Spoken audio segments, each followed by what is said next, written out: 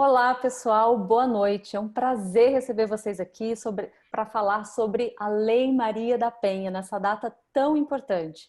O meu nome é Kelly Alves, eu sou produtora audiovisual e eu fui convidada pelo PSB para poder mediar esse painel com mulheres maravilhosas para discutir e refletir sobre a Lei Maria da Penha, porque sou autora de um documentário chamado Mulheres Ilimitadas, onde eu pesquisei por algum tempo o papel da mulher na sociedade e como as violências que ela sofre dentro de casa impedem o desenvolvimento pleno dessa mulher como cidadã, como pessoa, como mãe, né?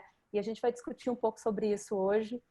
E a Lei Maria da Penha está fazendo 14 anos agora, mas mesmo assim, no Brasil, uma mulher é agredida a cada 2 segundos. Essa é uma estatística assombrosa, que só com informação e muita reflexão a gente vai poder mudar, né? Então, agradeço a oportunidade, o convite do PSB por eu estar aqui, mediando esse debate, e eu quero agradecer a participação e a presença das candidatas, as pré-candidatas, a vereadora do município de Palmas, Eliane Campos, Érica Honorato, Renata Recarte e Rosa da Anjo Azul, né? E antes da gente abordar a lei em si, eu queria tirar esse momentinho para a gente conhecer um pouquinho mais sobre as pré-candidatas, mas para a gente tornar o nosso encontro um pouco mais pessoal. Eu queria que vocês me contassem, meninas, histórias, se vocês já sofreram algum tipo de violência, algum tipo de abuso por serem mulheres. E eu vou passar a palavra para a Eliane. Boa noite mesmo. Obrigada, Kelly, você está aqui conosco hoje, contribuindo. Muito obrigada, viu? Então, violência, né? A violência, ela meia por tantos laços, mas não sei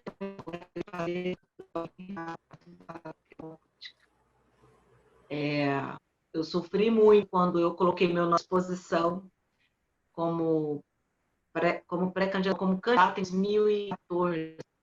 Eu acho que eu vivi todas as violências possíveis. Violência no momento de me expressar, violência na hora de subir no palanque, violência no momento de me colocar à exposição. Então, assim, eu vivi violência psicológica, vivi violência financeira. Hein? Foi um momento bem traumático, mas, assim, ao mesmo tempo serviu de encorajamento para que eu pudesse realmente continuar seguindo o meu caminho, colocar meu nome à disposição mais uma vez, agora aqui como pré-candidato, na política mais uma vez, mas agora um pouco diferente, viu, gente? Agora, como pré-candidato, agora eu não estou vendo essa violência, graças a Deus, mas já vivi, infelizmente. É muito triste ouvir esses relatos, né? Porque quando a mulher tem a coragem de se colocar à disposição, colocar o nome, assumir a responsabilidade de transformar a sociedade a partir do seu trabalho, ou qualquer outro lugar de fala que a mulher procure ocupar, a gente é sempre atacada, né? Inclusive descredibilizando aquilo que a gente tem para dizer, aquilo que a gente tem para contribuir com o nosso conhecimento, com o nosso trabalho, com a nossa disposição de fazer a mudança.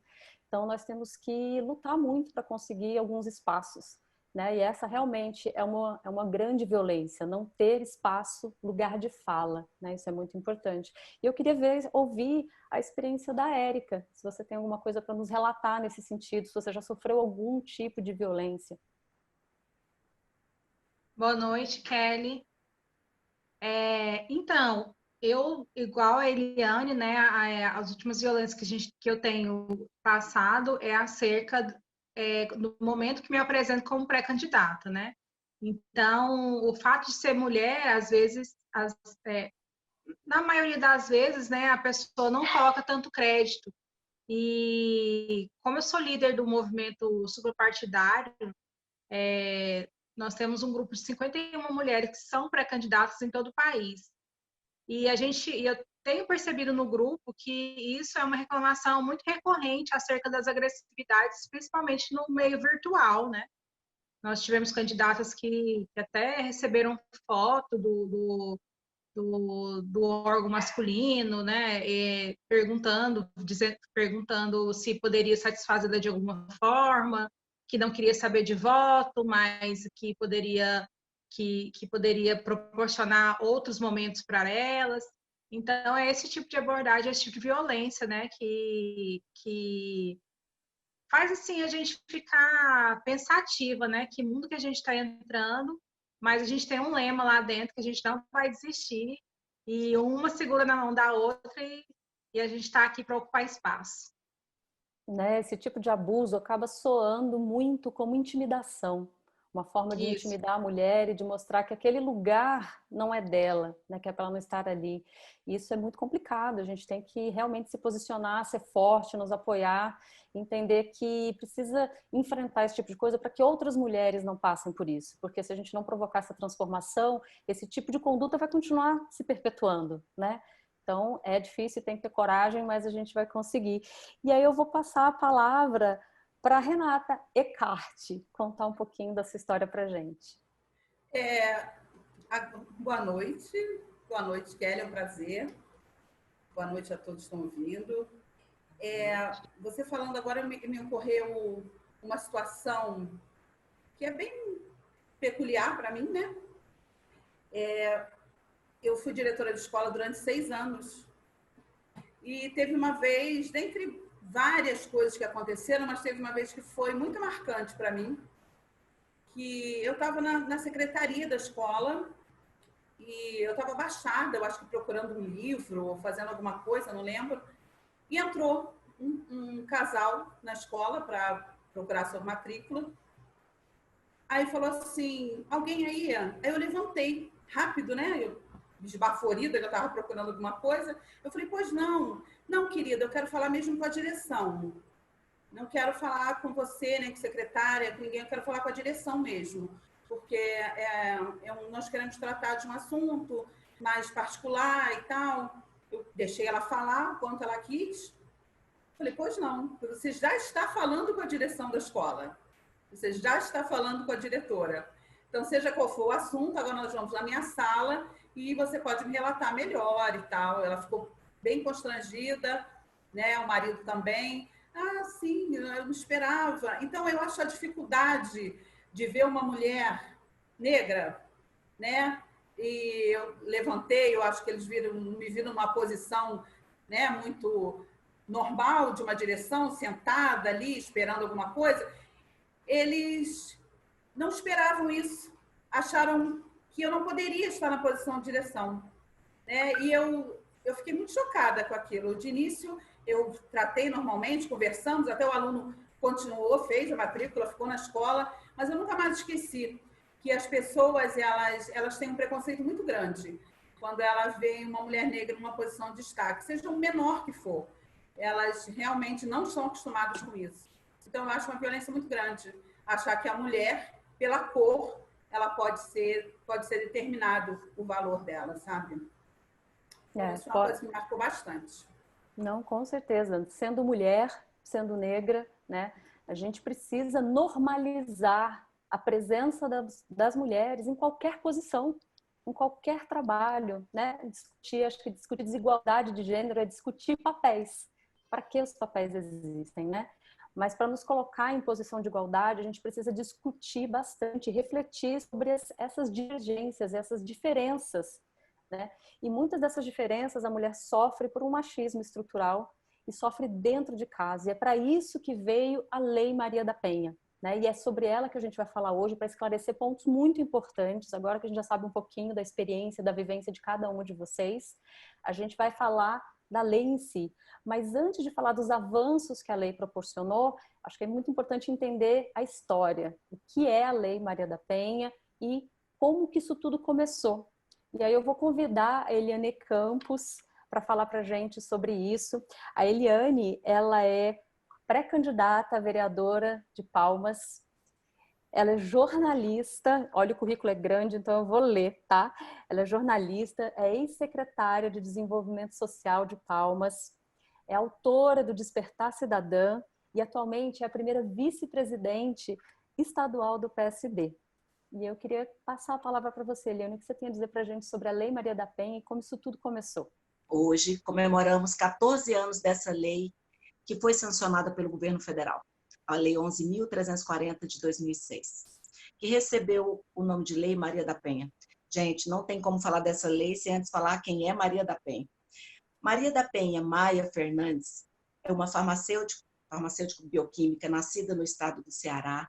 Ela foi vítima de agressões e 2 tentativas brutais de homicídio, por ninguém menos que seu próprio marido. Após quase 20 anos, o agressor a qual ela havia denunciado por maus tratos ainda não havia sido julgado e poderia facilmente se beneficiar da prescrição. Ou seja, o processo iria ficar lá parado e nada iria acontecer. Mas o exemplo que ela deixa para todas nós é que jamais devemos desistir. Ela buscou apoio das organizações de direitos humanos, denunciou a omissão do Estado junto à Comissão dos Direitos Humanos dos Estados Americanos, a OEA, e a comissão reconheceu a gravidade, omissão, e exigiu celeridade no processo. Essa mulher correu muito, gente. Ela foi indenizada, e assim o governo sancionou a Lei 11.340 de 2006, dando o nome de Lei Maria da Penha. Mas, infelizmente, ainda existem muitas mulheres que não fazem uso dessa lei. Uma, por desconhecer a própria lei, ou até mesmo por medo de se expor, e outra por falta de equipamentos, né? E de uma rede estruturada, efetiva, né? Eu gostaria, inclusive, de enfatizar as mulheres de classe alta que sofrem violência e que têm vergonha de denunciar. Isso é muito comum. São casos raros, como foi o caso da Luísa Brunet, que teve coragem de denunciar. E é importante salientar que a violência, gente, ela acontece em todas as classes sociais. A política da mulher é para todas. Na verdade, se trata de um direito. Esse negócio de achar que a política é só para as mulheres que se encontram em vulnerabilidade social, isso não existe, ela é para todas. É um direito. Os centros de referências também estão aí para isso, para poder atender essas mulheres. Aqui em Palmas mesmo tem um Flor de Lis. Hoje, por exemplo, o foco está muito voltado para as mulheres evangélicas. Segundo a pesquisa que foi feita recentemente, por uma rede de atendimento em São Paulo, foi apresentado um índice de 40% de mulheres que se consideram evangélicas que tiveram seus direitos violados. Sabe por quê, gente? Porque a maioria, porque esse é um assunto pouco falado dentro das igrejas, mas ainda bem que existem organizações como a IG, que é a IG, que é Evangélicos para a Igualdade de Gêneros, que estão abordando esse tema da violência dentro das igrejas de uma forma muito sábia e muito técnica. E, enquanto isso, em caso de violência, lembre-se, 180. E no momento de pandemia, lembre da campanha do CNJ, aquele movimento, né, gente? Vermelhinho. É isso, Kelly. Obrigada. Nossa, fantástica a sua contribuição, e uma coisa me chamou muita atenção de você falar que realmente é uma questão que é um problema que está em todas as classes. Isso revela 2 coisas muito graves. Primeiro, que isso é reflexo de uma cultura, né? Do que a gente ouve muito falar, que é o machismo estrutural. Ele está presente, enquanto cultura, em todas as casas, independente da classe social. E aí, destacando que a Maria da Penha era uma bioquímica, uma mulher graduada, com acesso à informação, né? E que sofreu tudo o que sofreu, e que felizmente ela teve voz e teve força para lutar por uma lei que pudesse beneficiar todas as mulheres, que não fosse uma lei só para punir o agressor dela e o caso dela, mas ela levou essa luta gerando efeitos e resultado para todas as mulheres, e ela sobreviveu às tentativas de homicídio, mas ela ficou paralítica, né? E para que outras mulheres não passem por isso, ela lutou por anos para que essa lei fosse aprovada e que toda uma estrutura de amparo que a lei oferece estivesse à disposição de outras mulheres. Mas a gente não pode tolerar ou aceitar o silêncio. Tanto o silêncio daqueles que sabem, têm conhecimento dos casos de violência, quanto o silêncio da própria mulher. É preciso muita coragem para não ser silenciada, para buscar os seus direitos. E aí é muito importante entender que direitos são esses, né? E aí eu vou convidar a pré-candidata, a vereadora por Palmas, a Érica Honorato, que é técnica judiciária, aluna do Renova BR 2019, líder do projeto suprapartidário Vamos Juntas na Política, para abordar por que a mulher precisa conhecer os seus direitos. Érica. Boa noite, Kelly. Obrigada por mediar aí esse nosso encontro, né? Com tantas mulheres maravilhosas, que só faz agregar o nosso conhecimento, né? Então, antes de saber os motivos dessa necessidade que a mulher tem de saber, de conhecer os seus direitos, a gente precisa de falar antes das principais barreiras que elas encontram, né? Que possuem e que são bem assim, elas são comuns entre as mulheres, né? Geralmente a mulher que ela é violenta, ela é vítima da violência doméstica, ela tem um contato, ela tem um vínculo afetivo com o seu agressor. Além disso, ela pode ter filhos com o agressor, patrimônio para dividir com o seu agressor, né? Então, essas são as principais barreiras que as mulheres encontram nesse sentido. E tem um ponto muito interessante que a Eliane falou também, na fala dela anterior à minha, é a questão do posicionamento religioso, né? Porque as mulheres que casam na igreja, elas têm aquela ideia de que o casamento é para sempre, que o amor tudo suporta. Então, assim, as igrejas, elas não têm falado ainda abertamente essa questão da igreja evangélica. A gente, inclusive, teve um caso recentemente, né? Do lançamento acho que de um videoclipe de uma cantora evangélica, onde ela abordava, né, que a mulher apanhava em casa, mas ela tinha que orar a Deus para Deus mudar aquele homem, né? Então, assim, e parece que se repercutiu muito na internet, tanto é que a assessoria dela fez uma nota falando que não, que tem que denunciar, e mudaram, parece, o contexto do videoclipe, né? Então, isso é uma coisa muito presente na questão da violência doméstica também, a questão religiosa. E outro ponto também muito importante é a questão da vergonha, né?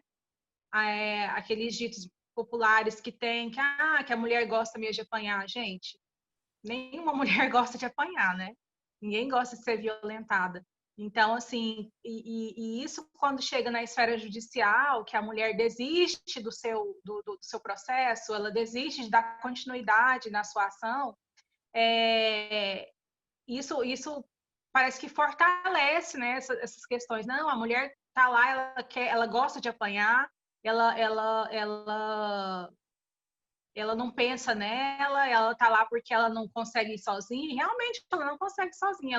Então ela passa por tudo isso, por vergonha, com medo de ficar sozinha, achando que não vai encontrar nenhum companheiro tendo 3 filhos ou 2 filhos, entendeu? Então, isso ainda é um tabu que ainda precisa ser trabalhado. E eu acho que a gente pode trabalhar isso a partir do momento que a gente acolhe essa vítima e fala, você não está sozinha. Então, a partir do momento que você acolhe essa vítima e você mostra para ela que ela consegue, que ela não precisa de ter esse vínculo com o agressor, entendeu? Aí fica tudo, acho que parece que uma luz no fim do túnel, né? Os momentos que eu tive trabalhando no judiciário com pessoas de violência doméstica, a gente vê essa necessidade que elas têm de desabafar, de conversar, de ser ouvido, entendeu? E isso vale a pena e é muito interessante. E outro ponto que eu vejo que deve ser trabalhado também é essa questão de trabalhar os prejuízos emocionais que causam nas vítimas a partir desse momento de violência, entendeu? Porque muitas vezes o judiciário está lá, pune, mas falta aquela ressocialização familiar que é muito necessária e que evita que volte, que aquele ciclo se continue, entendeu? Então, acho que assim, o mais importante é a mulher entender essas barreiras e mostrar e ver que é possível ela sair desse ciclo vicioso de violência.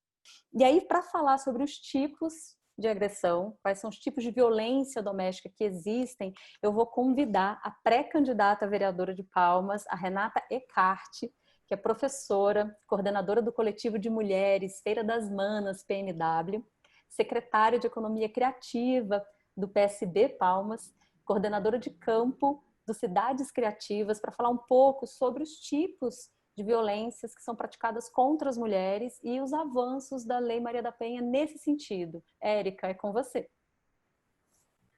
é uma oportunidade maravilhosa, né, de estarmos aqui debatendo, é um avanço enorme. E, sim, você falou uma coisa muito importante, quando a gente fala em violência contra a mulher, a primeira coisa que vem na cabeça, bateu nela, né? Bateu, tá roxa, tá sangrando, aconteceu alguma coisa, tentou matar, né? Uma tentativa de homicídio.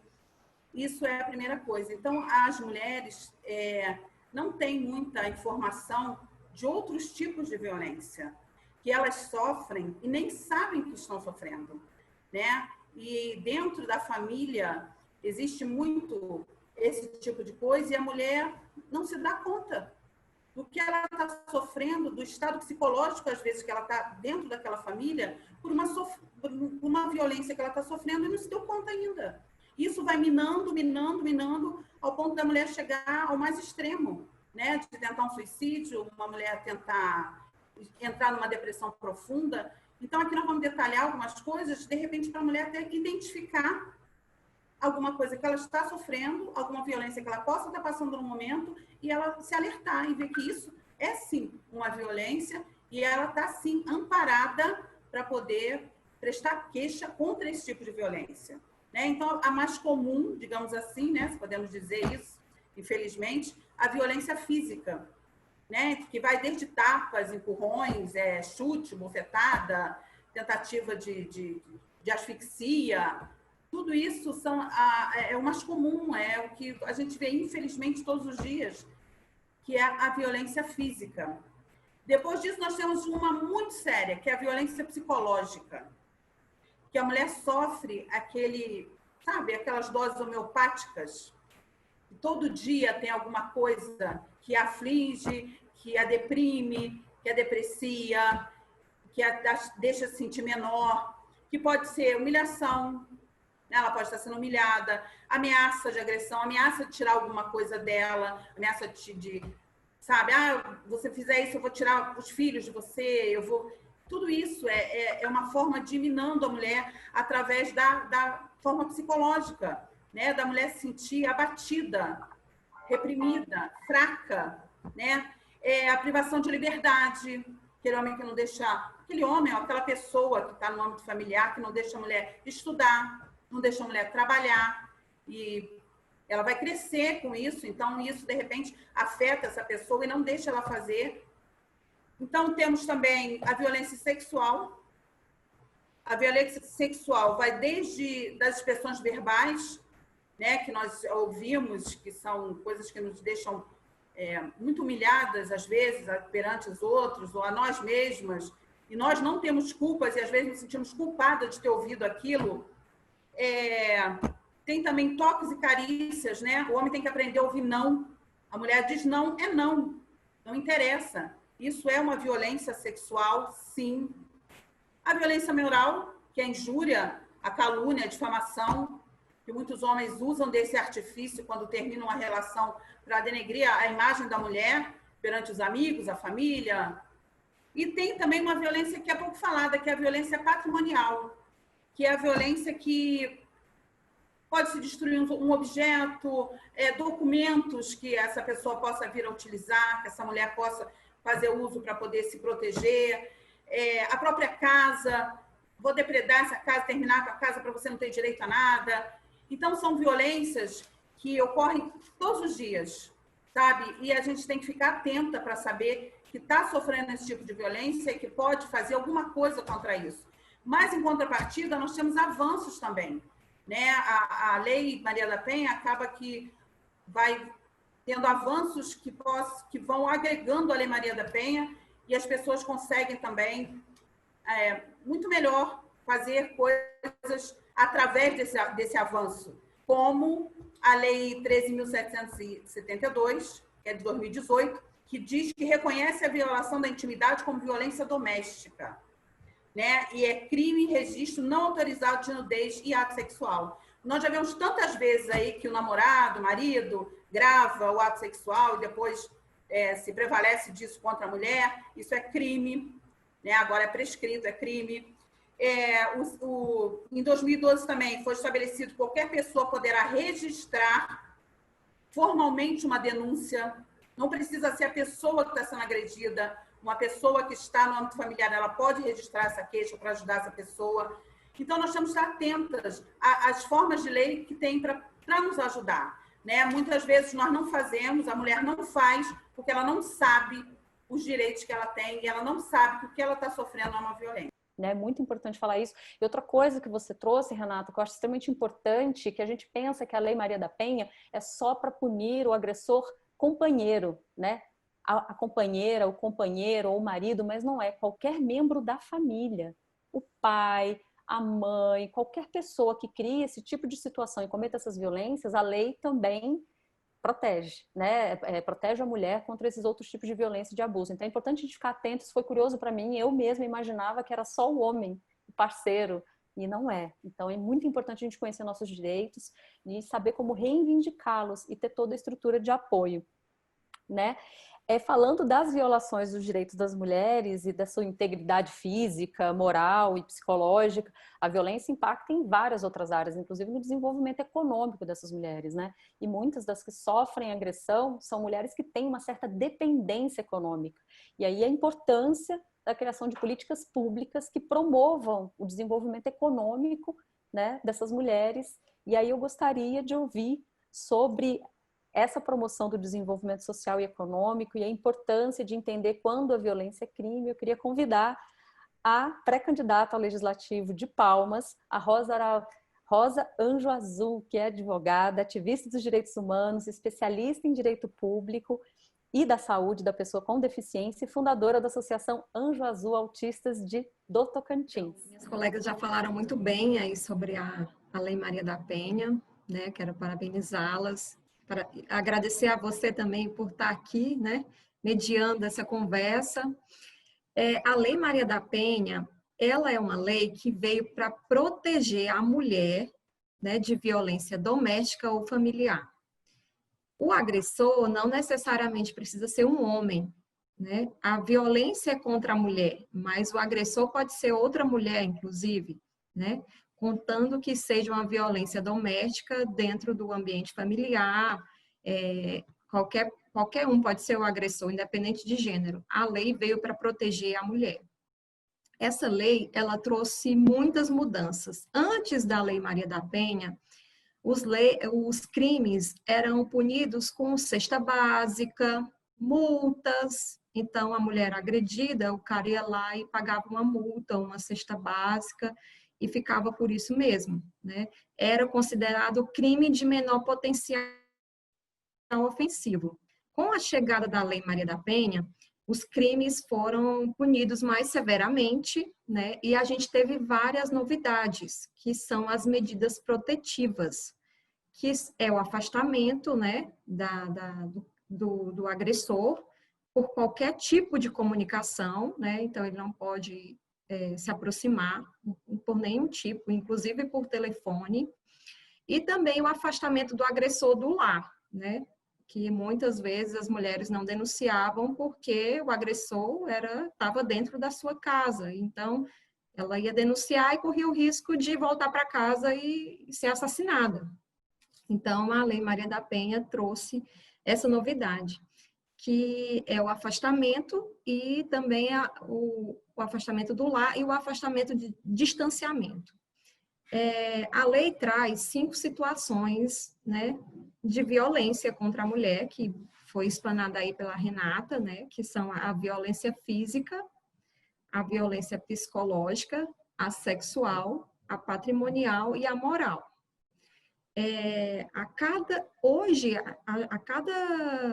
Todo dia morrem em torno de 13 mulheres, né, assassinadas em razão de violência doméstica. Isso não afasta o crime de feminicídio, porque a Lei Maria da Penha, ela não é uma lei que traz crimes, ela age em conjunto com outras leis. Então, se por acaso o patrimônio de uma mulher idosa é violada por o filho, vamos supor, a mulher recebe um benefício, e o filho vai, saca o dinheiro, gasta tudo, ele está cometendo uma violência patrimonial contra a mãe, né? E a mesma coisa se fosse uma filha, se fosse a filha também, estaria praticando um crime de violência patrimonial contra a mãe. Ele vai responder pelos crimes, né, de furto, de estelionato, de tudo que ele tiver que responder, e também vai responder pela Maria da Penha, né? Então, assim, ela age em conjunto com outras leis. Ela não é uma lei criminal, mas ela age em conjunto com outras leis. O que ela trouxe de benefício também é o fato da representação, né?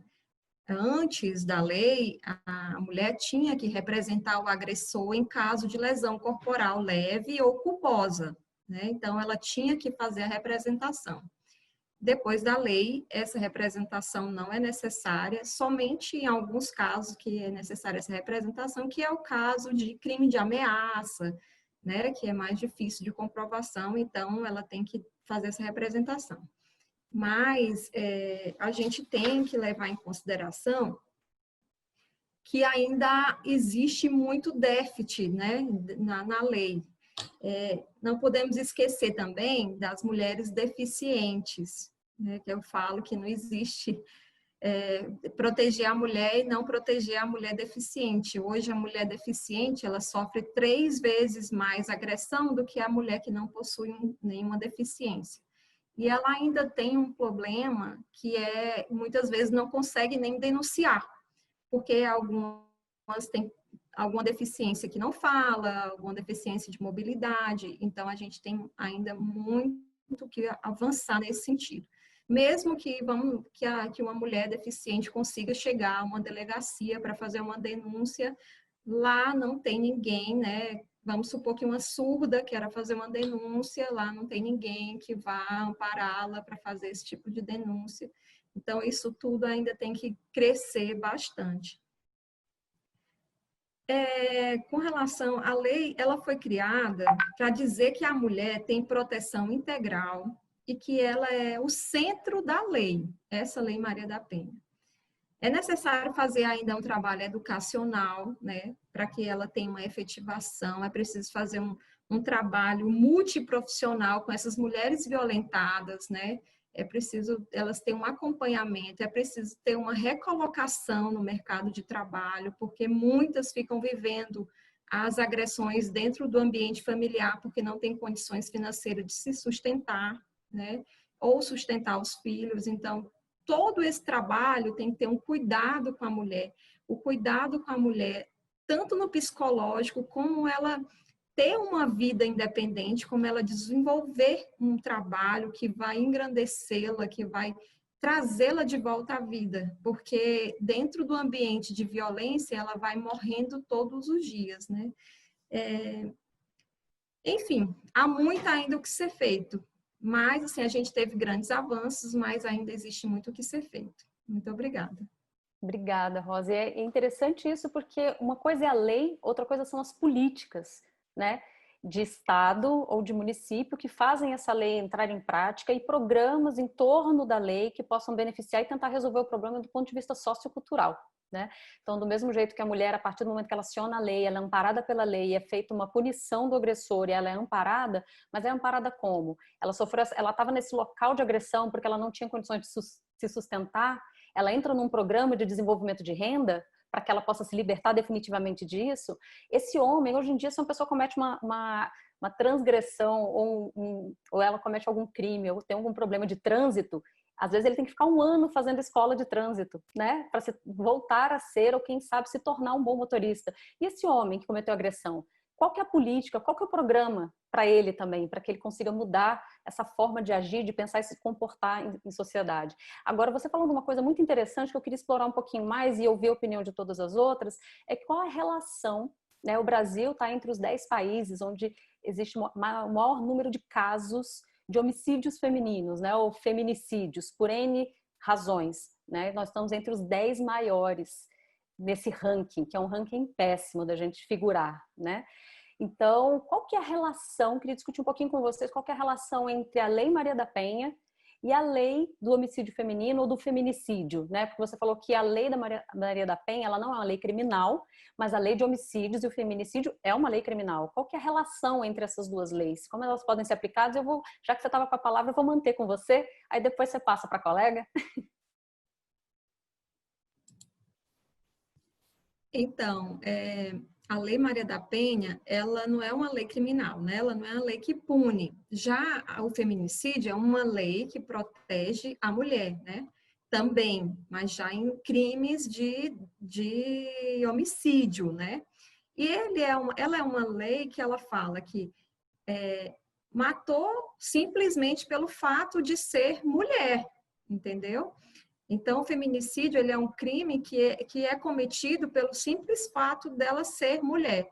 E nada impede que essa lei venha junto com a Lei Maria da Penha, né? Que essa violência do homicídio aconteça dentro do ambiente familiar, né? Porque a gente vê que muitas vezes o feminicídio não necessariamente é alguém da família, mas a Lei Maria da Penha é alguém da família ou alguém do ambiente doméstico daquela mulher. Então, elas se falam juntas, né? Quando o crime é cometido, quando o crime de homicídio é cometido dentro do ambiente familiar, ele responderá tanto pelo feminicídio quanto pela Lei Maria da Penha. E quando é somente um crime fora do ambiente familiar, vai responder pelo crime de feminicídio. Aí eu vou passar para minha colega Érica falar um pouquinho também. Então, como a Rosa falou, né? Só para a Lei Maria da Penha, ela não tem pena. Ela só veio para proteger a mulher, né? Criar medidas protetivas, criar uma rede, né? Para atender as necessidades da mulher, né? Como uma orientação profissional, encaminhamento para abrigos, né? E, na verdade, a Lei Maria da Penha, ela auxilia muito a lei de feminicídio. A lei de feminicídio, ela veio para só um minutinho, faltou a palavra aqui. Gente, tá. O feminicídio, ele foi inserido no Código Penal como uma qualificadora do crime de homicídio, né?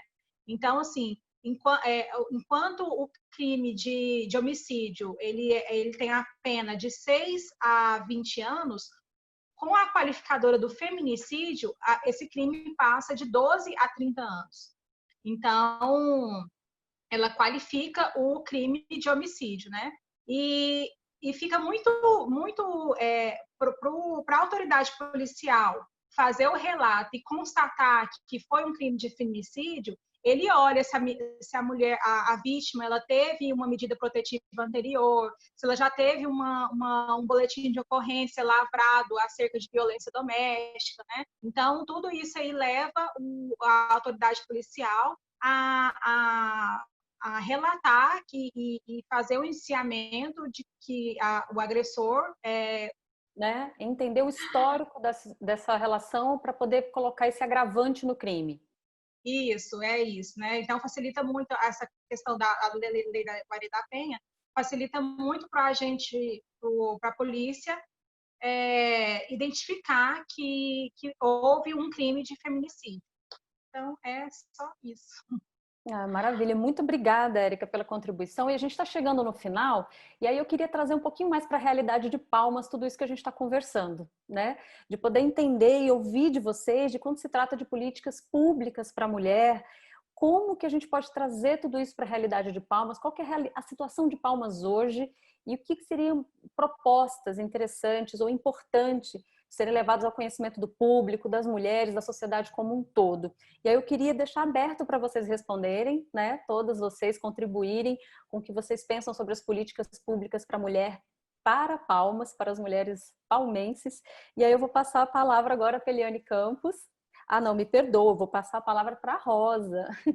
Rosa, você pode falar um pouquinho para a gente sobre o que você pensa sobre as políticas públicas para a mulher para Palmas? Assim, é o que eu falei anteriormente, a gente precisa apoiar a mulher na parte educacional também, a gente precisa fazer um trabalho nas escolas, né, desde cedo, que as pessoas compreendam e desmistifiquem esse machismo, né, e para que, como a gente tem que mudar a cultura de que a mulher seja um ser inferior, de que a mulher pode receber todo tipo de violência, que não tem nada, entendeu? Então, assim, a gente tem que botar isso na educação, nas escolas. A gente tem que criar uma rede de apoio para essas mulheres vítimas de violência, com psicólogos, com artistas, né? Com terapias que possa devolver para ela a autoestima, que possa devolver para ela a felicidade, uma rede de apoio para inserir ela de volta ao mercado de trabalho, né? Algumas, proteger aquelas que já têm o trabalho, né? Proteger aquelas que já têm o trabalho e que muitas vezes precisam se afastar do trabalho em razão das ameaças. Então, a gente também precisa proteger essas pessoas, essas mulheres. Eu acho que um trabalho bem feito seria educação com apoio psicológico multiprofissional e com o apoio também na parte profissional. Ótimo, obrigada, Rosa. Eu queria passar a palavra para a Érica, então, para dar a sua visão sobre políticas públicas para a mulher em Palmas. Então, Kelly, diante da experiência que eu tive, né, com esse contato direto com mulheres que sofreram violência doméstica, o que eu mais senti, assim, é a falta de apoio e a questão da vergonha, né, dos ditos populares. Ah, a mulher está aqui, gosta de apanhar. Então, assim, às vezes até na audiência, quando a boa parte das mulheres, assim, a parte considerável, falava assim, olha, não quero levar mais o processo adiante, né? Ele é o pai dos meus filhos. Então, assim, isso, eu sempre conversava isso com meus colegas, falei assim, gente, isso não pode nos desestimular. Porque quando você vê uma mulher desse jeito, a gente tem que ter até consciência que a gente está fazendo o nosso trabalho. Porque se a gente desestimular, a próxima que chegar aqui, a gente não vai dar importância para ela. Entendeu? Então, assim, isso fazia diferença. É lógico que a gente não pode ficar insistindo, né? Se é a palavra dela, a gente tem que somente respeitar. A gente não tá lá para falar, não, vamos continuar. Não, em hipótese nenhuma a gente pode fazer isso. Mas a gente via que muitas vezes a mulher desistia ou com medo dos filhos passarem necessidade, ou com medo do marido ficar muito tempo preso e o marido sofrer, ou até mesmo medo de ser assassinada, sabe? Medo dos pais falarem alguma coisa, da sociedade dizer alguma coisa,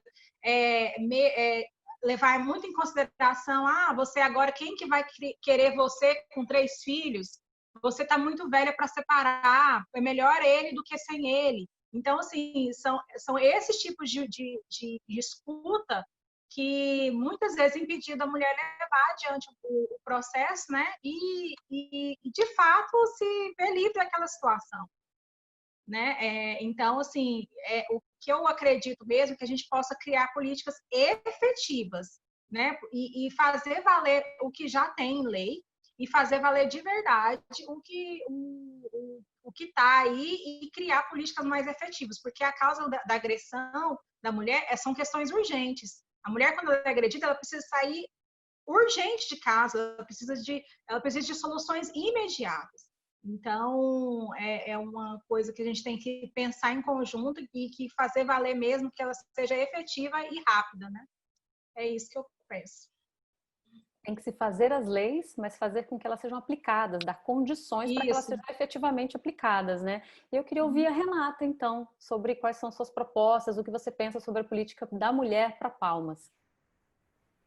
Olha, Kelly, com a experiência que eu tenho aqui em Palmas, de conhecimento das mulheres que eu trabalho, né, principalmente na feira, eu vejo que a necessidade de Palmas é realmente uma rede de apoio.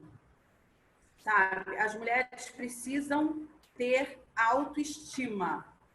Elas precisam saber que elas são capazes. Então, nós temos que criar meios dessa mulher começar a se valorizar.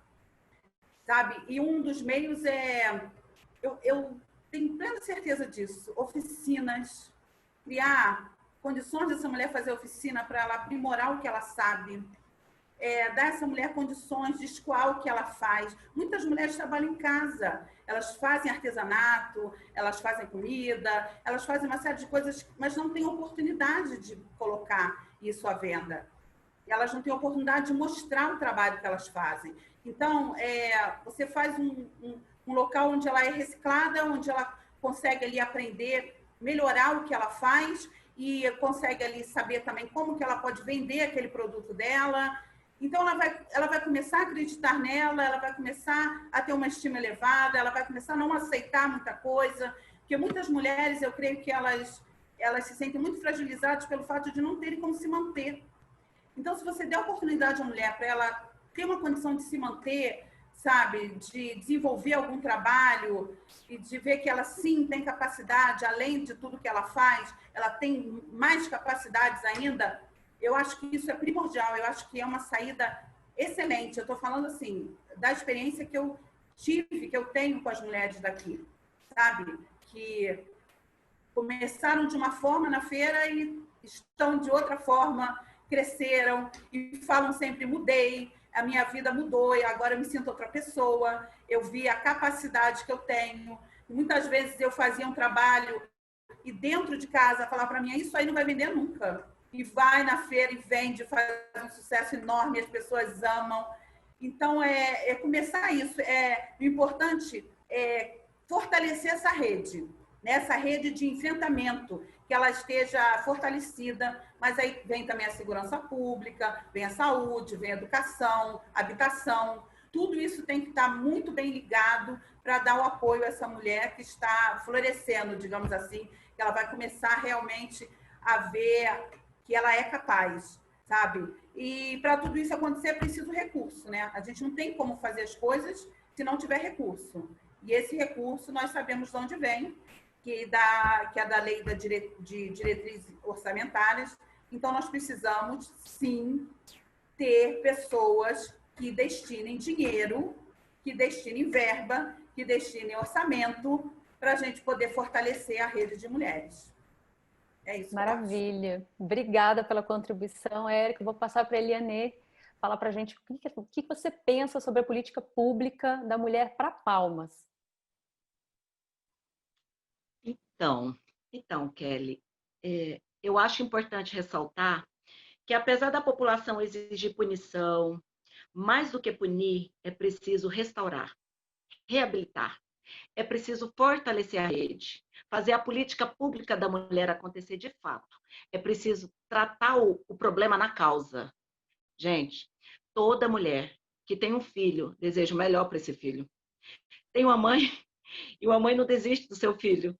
Então, não podemos desistir também desses homens violentos que estão, porque eles são fruto de uma sociedade desestruturada. Precisa de uma rede fortalecida, organizada, e, por outro lado, precisa também um trabalho preventivo de acolhimento para esses homens que estão adoecidos. Poderia ser o meu filho, poderia ser o seu, poderia ser o meu neto seu, ou de qualquer um de nós aqui. Qualquer um, gente.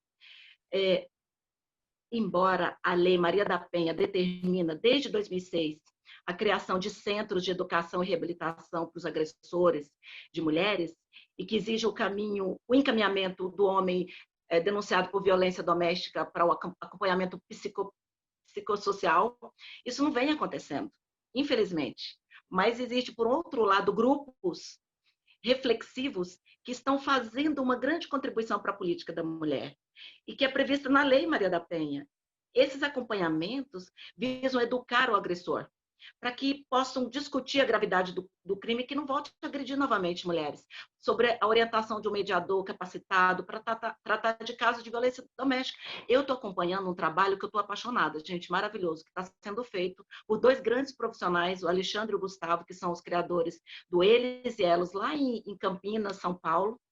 O trabalho é extraordinário, com espaço de escuta, de revisão de paradigmas sobre a masculinidade. Eu perguntei para eles, só participa desse grupo homens que cometeram agressão? Ele falou, não, Eliane, é o contrário.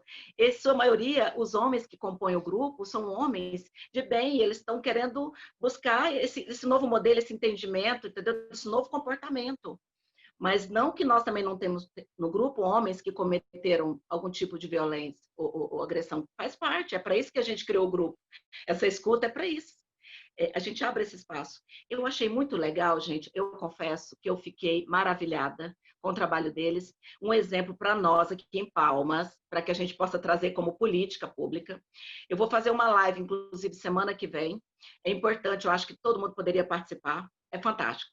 Nós, mulheres, se nós nos reunirmos para conversar e a gente conversa, coloca para fora, a gente consegue se liberar, mas o homem, a gente não sabe o que passa na cabeça do homem, gente. Essa que é a verdade. Se possível, assista o documentário O Silêncio dos Homens. É muito interessante, enriquecedor. Me abriu os olhos, abriu a mente e o coração. Eu só sei de uma coisa. Se nós trabalharmos juntos, a gente vai mudar essa realidade. Agora, existe a emenda à lei orgânica do município de Palmas, que foi aprovada em 27 de junho de 2019. Quando ela for implantada, ou seja, executada com eficiência, será suficiente para mudar essa realidade. Sabe por quê? Porque não basta só criar a lei, né, gente? Tem que fazer valer a lei. Lá contempla tudo sobre a política da mulher, em todos os eixos, inclusive a Secretaria da Mulher, gente. Então, mais do que criar lei, é importante fazer valer e colocar em prática. Ou o legislativo vai ser sempre o mundo do faz de conta.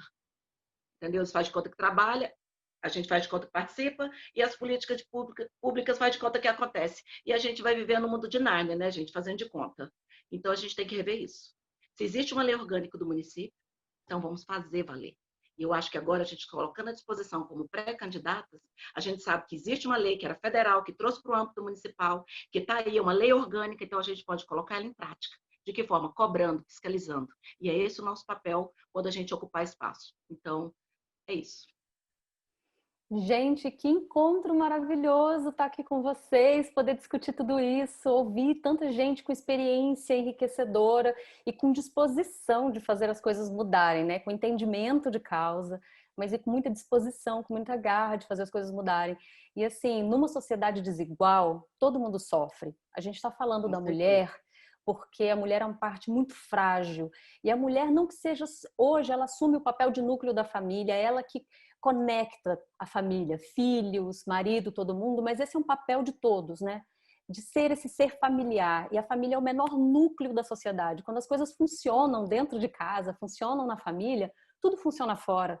Então, se a gente tem uma mulher que está sendo agredida, violentada, seus direitos estão sendo suprimidos, existe um homem que também passou por uma série de violências que a gente também precisa entender e ajudar. Porque para esse homem admitir as suas fraquezas, admitir os seus traumas, admitir as suas limitações, é muito complicado. Se a gente fala que mulher tem dificuldade de falar e de se abrir, imagina um homem que nunca lhe foi permitido falar do que ele sente, falar do que ele sofre.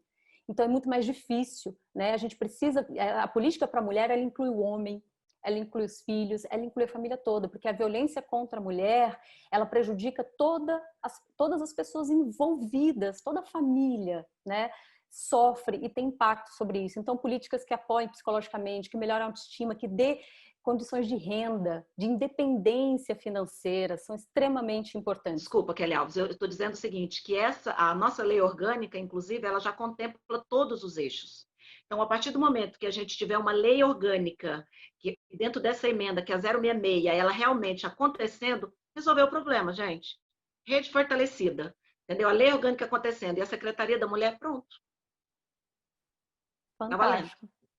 Obrigada. A escola fazendo o trabalho dela, então é todo mundo conectado. É um trabalho de todo mundo, de toda a sociedade, de todos os entes públicos e dos vereadores, das novas vereadoras, um compromisso, né? Uma causa, mas um compromisso de realizar, de fazer as leis que já existem acontecerem e de propor mudanças e melhorias para que essas leis realmente cheguem na ponta e causem, proporcionem o benefício que elas precisam, né?